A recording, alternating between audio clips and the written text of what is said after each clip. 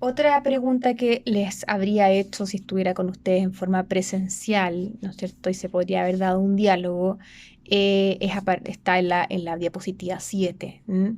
Eh, porque estaría inmerso en el infierno de Dante la visión o las ideas aristotélicas sobre la moral, sobre la ética. ¿M?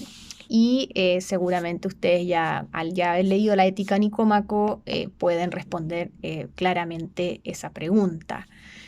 Primero, ¿no es cierto? Por ejemplo, el mal es peor mientras está más involucrada la razón en los actos de los que han cometido esos pecados, ¿no? O sea, en la medida en que hay más voluntad y hay más conciencia en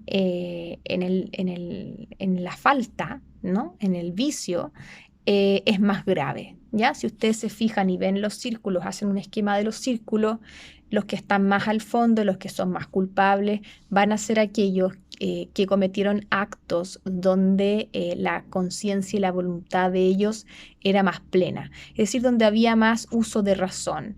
Para Aristóteles es más grave eso, ¿no? Cuando tú eres más inconsciente de lo que estás haciendo, más instintivo, hay menos falta. En el área superior del infierno, entonces, se purgan pecados que son menos culpables en ese sentido, es decir, donde opera la incontinencia, la debilidad, por ejemplo, la lujuria, ¿no? Que pucha, que en el fondo que no hubo conciencia prácticamente, que se apeló mucho como al sentido, a los sentimientos, a los sentidos, a la pasión y hubo poca razón, poco control. Y en el área media vemos pecados intermedios como los violentos, por ejemplo, ¿no? En el fondo, además de la pasión, esa pasión del violento, del iracundo, del violento, se involucra con el mal, ¿no? Pero no hay una conciencia plena de lo que se está haciendo. Se podría decir que está en un estado de ira, ¿no? Y finalmente, en la área más profunda tenemos esos pecados más deliberados, como el que engañó, el que traicionó, el que usó la razón para poder llevar a cabo su pecado. ¿M? Esa es la idea. Entonces ahí estaría presente esa concepción aristotélica de la gravedad, también de los vicios. En la octava, entonces yo les hago un resumen ahí, ¿no? De que esta obra es una obra que de alguna forma encarna muy bien el talante, el espíritu medieval, de la época y sobre todo de ese lugar geográfico.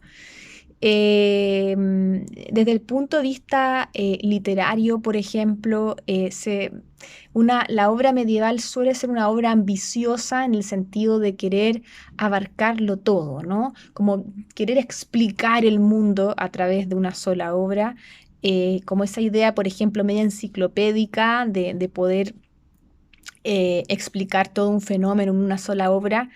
Es un tema que viene desde acá. Nosotros siempre lo hemos estudiado como algo propio del neoclasicismo, o sea, que estaría más ligado al Renacimiento, pero lo cierto es que ya en la época medieval había un espíritu de eso y surgen estas grandes obras, estos grandes proyectos de, de meter mucha información, ¿no es cierto? O de llevar a un solo texto, insisto, toda una investigación sobre un problema, como el tratado sobre tal fenómeno, no sé, la explicación de tal problema, ¿no? Abarcando todo lo que se sabe hasta ese momento. Y por lo mismo, las obras, al tener como ese espíritu, ese afán, que surge en esta época medieval, que es una época también muy académica, muy intelectual, muy rigurosa en cuanto al estudio. Por lo general, a nosotros nos enseñan que la Edad Media no pasa nada y no es así. Es una época, es un periodo muy recopilador de información. Y esa recopilación la hacen principalmente los monjes, ¿no es cierto?, los religiosos, y se acopia por la iglesia, que es un trabajo que a final de cuentas, nos guste o no nos guste la iglesia, su trabajo, fue un trabajo valioso que se hizo. Y por lo tanto las obras reciben múltiples influencias porque al querer aunar todo lo que se sabe sobre un fenómeno específico, lo que se está haciendo al fin de cuentas es incorporar múltiples influencias, ¿no?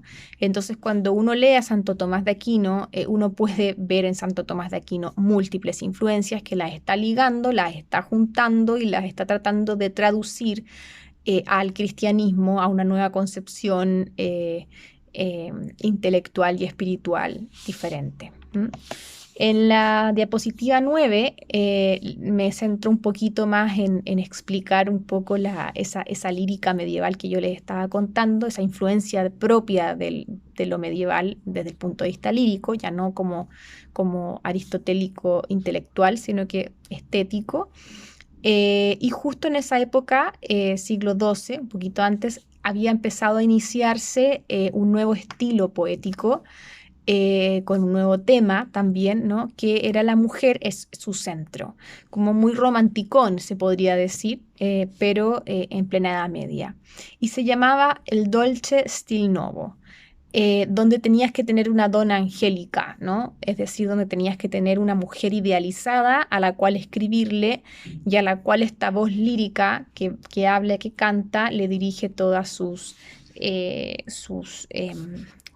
sé, sus aprensiones, sus problemas, sus sentimientos.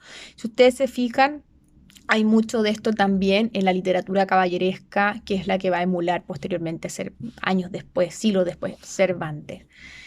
Entonces, esa mujer idealizada, tiene que velar también por este hombre que le ha entregado su corazón, debe cuidar de este poeta, y se genera entonces como una relación platónica. En el caso de coetáneos o contemporáneos de Dante, tenemos a Petrarca, por ejemplo, como poeta también, que tiene a Laura como Don Angélica y así varios más, ¿no?